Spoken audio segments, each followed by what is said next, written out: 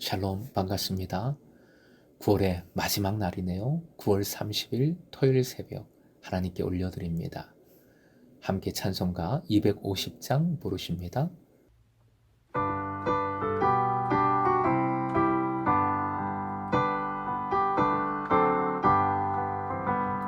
구주의 십자가 보혈로 죄 씻음 얻기를 원하네. 내 죄를 씻으신 주 이름 찬송합시다. 찬송합시다. 찬송합시다. 내 죄를 씻으신 주 이름 찬송합시다.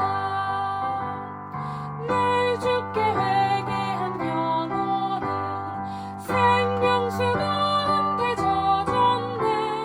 흠없고 순전한 주 이름 찬송합시다. 찬송합시다. 찬송합시다. 내 죄를 씻으신 주 이름 찬송합시다. 허락하신 하나님 말씀 레위기 17장 10절에서 16절, 레위기 17장 10절부터 16절까지의 말씀입니다. 이스라엘 집 사람이나 그들 중에 거류하는 거류민 중에 무슨 피든지 먹는 자가 있으면 내가 그 피를 먹는 그 사람에게는 내 얼굴을 대하여 그를 백성 중에서 끊으리니 육체의 생명은 피에 있음이라. 내가 이 피를 너희에게 주어 제단에 뿌려 너희의 생명을 위하여 속죄하게 하였나니 생명이 피에 있으므로 피가 죄를 속하느니라. 그러므로 내가 이스라엘 자손에게 말하기를 너희 중에 아무도 피를 먹지 말며 너희 중에 거류하는 거류민이라도 피를 먹지 말라 하였나니, 모든 이스라엘 자손이나 그들 중에 거류하는 거류민이 먹을 만한 짐승이나 새를 사냥하여 잡거든 그것의 피를 흘리고 흙으로 덮을지니라. 모든 생물은 그 피가 생명과 일체라. 그러므로 내가 이스라엘 자손에게 이르기를 너희는 어떤 육체의 피든지 먹지 말라 하였나니, 모든 육체의 생명은 그것의 피인즉 그 피를 먹는 모든 자는 끊어지리라. 또 스스로 죽은 것이나 들짐승에게 찢겨 죽은 것을 먹은 모든 자는 본토인이거나 거류민이거나 그의 옷을 빨고 물로 몸을 씻을 것이며 저녁까지 부정하고 그 후에는 정하려니와, 그가 빨지 아니하거니와 그의 몸을 물로 씻지 아니하면 그가 죄를 담당하리라. 오늘의 기도 제목, 죽으시고 부활하신 예수님만 의지하게 하소서. 죽으시고 부활하신 예수님만 의지하게 하소서. 피를 먹는 것을 금하는 명령입니다. 피를 먹는 것은 고대 세계 다른 민족들 사이에는 일반적인 관행과도 같은 것이었습니다. 하지만 하나님의 백성은 달라야 했습니다. 이스라엘 경계 내에 사는 모든 이스라엘 백성은 죽은 짐승의 피를 먹거나 마시는 것이 결단코 허락되지 않았고, 어길 경우 가장 중한 처벌을 각오해야 했습니다.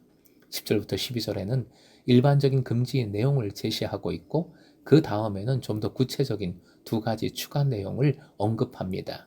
추가 내용은 먼저 13절, 사냥 중에 잡은 짐승들입니다. 이 짐승의 피는 제사 때 목구멍을 뚫은 짐승이나 가족 식사를 위해 도살한 짐승의 피만큼 귀중했습니다. 따라서 그 피를 절대 먹지 말고 땅에 흘리고 흙으로 덮어야 했습니다. 15절, 16절에 나오는 두 번째 추가 적용은 이전과 달리 처벌을 약간 면제해 줍니다. 자연적 원인이나 야생 동물에게 찢겨서 죽은 채 발견된 짐승을 먹는 것은 역시 절대적으로 금지됩니다. 하지만 이 법을 위반하여 죄를 지은 사람들은 그날 저녁까지만 부정했고, 몸을 씻고 옷을 빨면 다시 정결한 상태가 되었습니다. 11절과 14절의 표현인데요. 화면 보시고 함께 읽겠습니다. 육체의 생명은 피에 있음이라. 모든 생물은 그 피가 생명과 일체라. 피를 흘리면 생명이 끝납니다.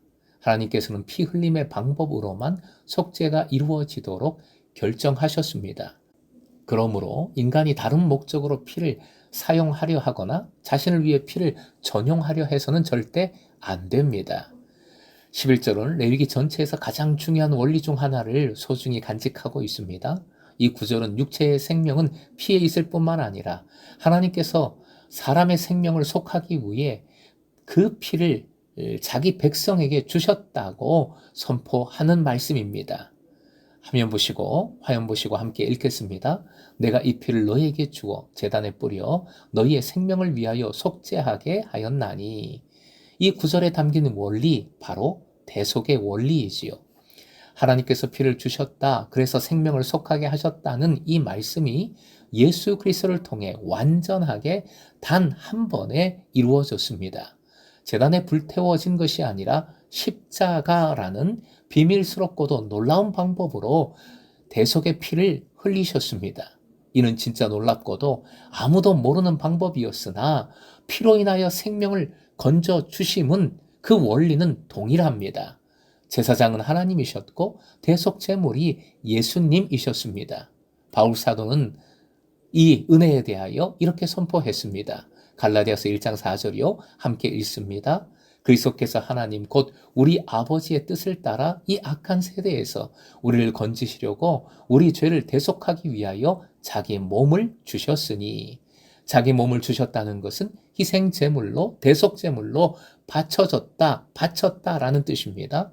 죄로 인하여 죽을 수밖에 없는 악한 세대 가운데에서 살아가는 죄인을 대속하기 위하여 자신의 몸을 희생시키신 것입니다. 십자가에 그 피를 다 쏟아 부으신 것이지요. 결국 예수께서는 주님의 피로 생명을 허락해 주셨습니다. 이 구절에서 우리를 건지시려고 라고 했는데 건지시다의 원어 동사는 엑사이레오라는 단어입니다. 이는 빼내다, 뜯어내다, 뽑아내다 라는 강한 의미의 단어이지요. 예수님의 은혜가 어떤지를 잘 보여줍니다. 예수님 보혈이 가진 능력이 어떠한지를 잘 보여주는 단어입니다.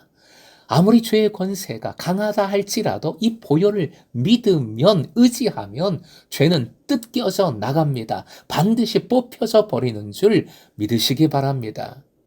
예수 그리스도의 대속은 단 한 번의 대속으로 완전한 사함을 이루시는 영원한 능력입니다.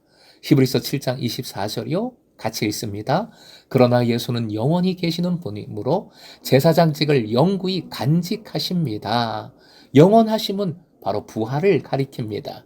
즉 죽으신 예수님은 지금도 살아 역사하시는 부활의 주가 되십니다. 그리고 부활하신 주는 늘 살아계시어 우리를 위하여 친히 중보해 주시는 진정한 중보자이십니다. 히브리서 7장 25절 역시 같이 읽겠습니다. 따라서 그는 자기를 통하여 하나님께 나아오는 사람들을 완전하게 구원하실 수 있습니다. 그는 늘 살아계셔서 그들을 위하여 중재의 간구를 하십니다. 늘 살아계셔서 중재의 간구를 해주시는 우리 주 예수 그리스도이십니다. 죽으시고 부활하신 예수님이 여러분의 구주이심을 믿으십시오. 주님만이 우리의 생명이요 힘이심을 믿으십시다.